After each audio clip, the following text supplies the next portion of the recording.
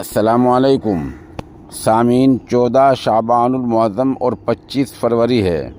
ख़बर का उन्वान है, क्या मायावती को तकड़ा झटका लग गया है या फिर ये उनकी चाल है। दरअसल बहुजन समाज पार्टी के एक मेंबर पार्लियामेंट रितेश पांडे ने बहुजन समाज पार्टी की मेंबरशिप से इस्तीफ़ा देकर बीजेपी में शमूलियत इख्तियार कर ली है।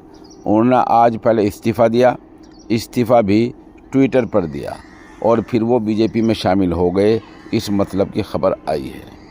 उधर बताया जा रहा है कि मायावती के कई जो मेंबरान असम्बली हैं या और एमपी हैं, वो दूसरी पार्टियों के राब्ते में हैं, संपर्क में हैं। कुछ बीजेपी में शामिल हैं, बीजेपी के राब्ते में हैं, कुछ कांग्रेस के राब्ते में हैं, कुछ अखिलेश यादव की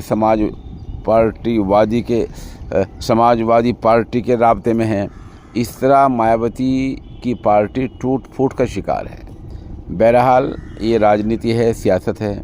2024 की आमद है, तब तक कुछ भी हो सकता है।